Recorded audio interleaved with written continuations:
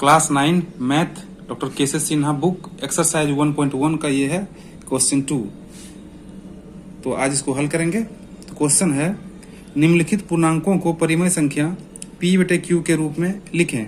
अब देखिए ये पहला क्वेश्चन है, इसमें पहला प्रश्न है 9, जिसको कि p/q के रूप में लिखना है। यह क्या है? पूर्णांक है। ठीक है, आइए इसको हल करेंगे। देखिए 9 क्या है? एक पूर्णांक संख्या है ना, और इसको क्या करना है? p/q के रूप में लिखना है, परिमेय संख्या बनाना है। तो बस कुछ नहीं करना है, इसको परिमेय संख्या बनाने के लिए हमें क्या करना होगा? परिमेय संख्या बनाने के लिए हमें इसे बट्टा में 1 लिखना है। ठीक है, देखिए बट्टा में 1 लिख दिए। यहाँ पर ये है p और ये है q। ठीक है, तो ये क्या है? एक पूर्णांक है, और इसको परिमेय संख्या बनाने के लिए इसको हम p/q के रूप में लिख दिए हैं, यानी कि 9/1 के रूप में लिख दिए हैं, और यही इसका उत्तर है। ठीक है, चलिए दूसरा प्रश्न है -13। -13 क्या है? एक ऋण पूर्णांक है ना। तो इसको क्या कर रहा है? p/q के रूप में लिखने के लिए।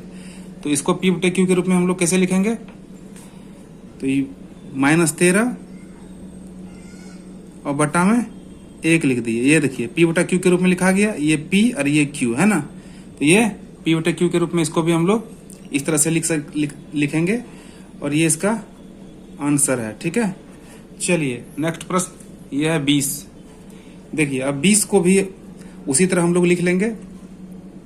ये एक पूर्णांक संख्या है 20, और इसको हम परिमेय संख्या में बदलेंगे, यानी p/q के रूप में इसको लिखेंगे। तो p/q के रूप में लिखने के लिए क्या करेंगे?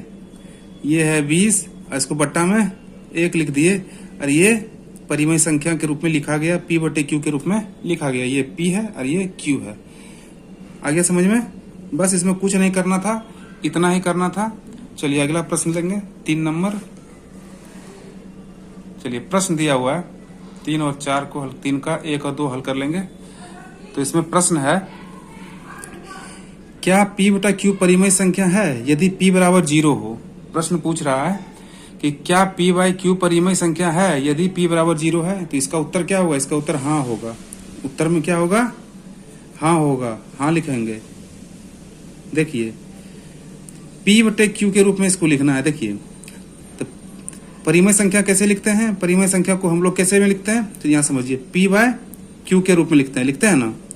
तो ठीक है, अब देखिए 0 क्या है? 0 को हम p मान लेते हैं। ठीक है, और बटा में हम 1 लिख रहे हैं। तो ये देखिए ये क्या है? एक पूर्णांक है, और बटा में 1 लिख लिए।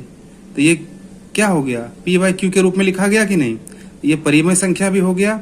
इसलिए p बराबर यदि 0 रहे, देखिए ये इसको p मानेंगे, इसको q मानेंगे। ठीक है, यदि p बराबर 0 हो और बटा में यदि 1 हो या फिर कोई भी संख्या हो, तो उसे हम p/q के रूप में लिख सकते हैं। बस यहाँ पर जो q बराबर 0 नहीं होना चाहिए। ठीक है, अगर q बराबर 0 हो जाएगा तो ये अपरिभाषित हो जाएगा। इसलिए यहाँ पर 0 नहीं होना चाहिए, हर में 0 नहीं होना चाहिए, नहीं q बराबर 0 नहीं होना चाहिए। बाकी ये इसका उत्तर यही हो जाएगा, p/q के रूप में हम इसको लिख सकते हैं। ठीक है, तो इसका उत्तर हाँ में होगा। आइए दूसरा। तो दूसरा प्रश्न दिया हुआ है क्या p/q परिमेय संख्या है यदि q बराबर 0 है। तो q बराबर 0 नहीं होना चाहिए। तो ये क्या इसका उत्तर आ जाएगा? उत्तर में तो उत्तर इसका हम लोग नहीं लिखेंगे, नहीं होगा। क्यों नहीं होगा? क्योंकि देखिए परिमेय संख्या होने के लिए हर का 0 नहीं होना चाहिए। ठीक है, हर में 0 नहीं होना चाहिए, यानी q बराबर 0 नहीं होना चाहिए। परिमेय संख्या हम लोग कैसे लिखते हैं? p/q के रूप में लिखते हैं। ठीक है, यदि देखिए ये p मान लीजिए कि हम p को मान लेते हैं 2, और q यदि 0 हो गया, q को हम 0 मान लेते हैं, तो यदि 2 में हम 0 से अगर भागा लगाएंगे तो ये क्या हो जाएगा? अपरिभाषित हो जाएगा, है कि नहीं? और जो नहीं होना चाहिए। ठीक ना, इसलिए यह परिमेय संख्या के रूप में नहीं लिखा जा सकता है। q बराबर 0 नहीं होना चाहिए, इसलिए इसका उत्तर नहीं में होगा। ठीक है, क्लियर? आप परिमेय संख्या का परिभाषा जानते हैं तो आप समझ सकते हैं। ठीक है, अगला प्रश्न लेंगे।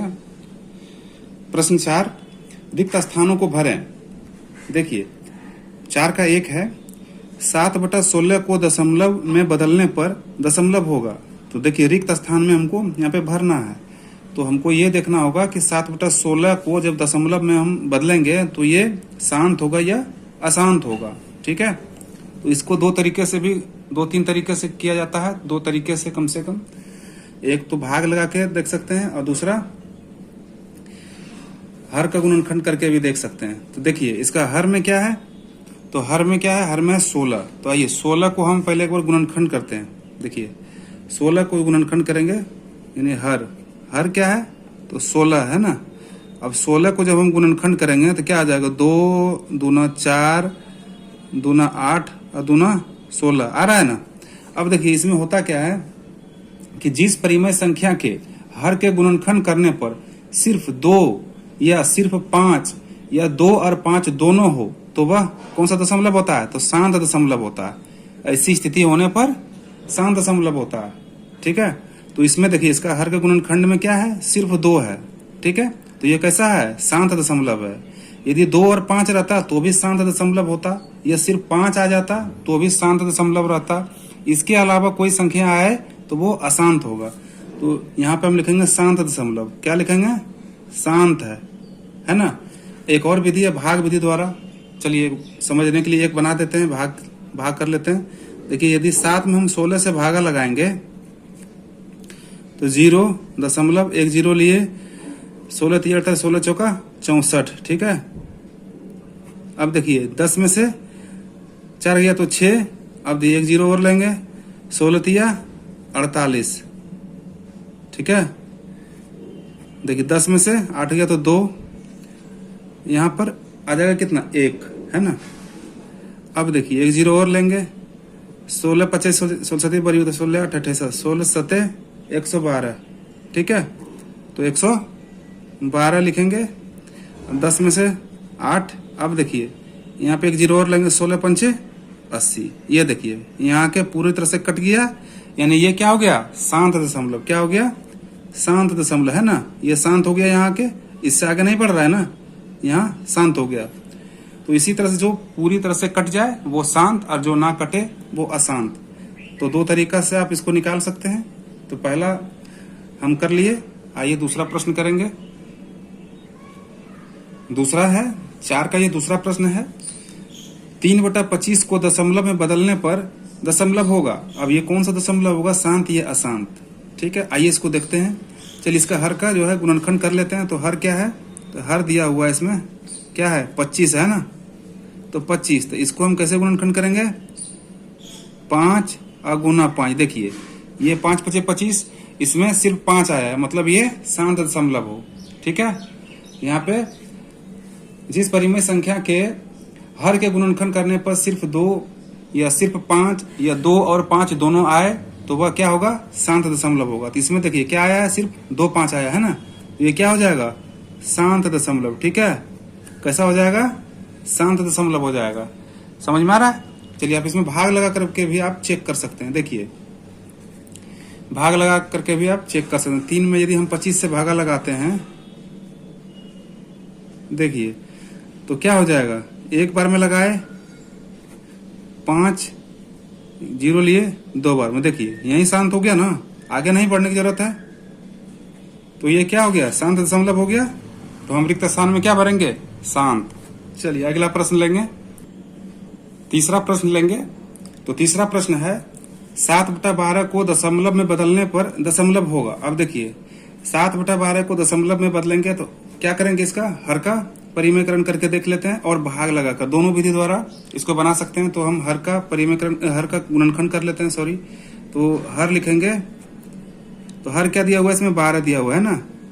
इसको जब हम गुणनखंड करेंगे तो क्या होगा, 2 गुना 2 4 और 3 12। देखिए ये क्या आ गया, 2 का स्क्वायर और गुना 3। देखिए इसमें 3 आ गया ना। तो यहाँ पर क्या है, 2 आना चाहिए या 5 आना चाहिए, या 2 और 5 आना चाहिए। इसके अलावा यदि हर के गुणनखंड में कोई और संख्या आए तो वह अशांत हो जाएगा। ठीक है, इसमें क्या लिखेंगे, अशांत, है ना, अशांत भर देंगे,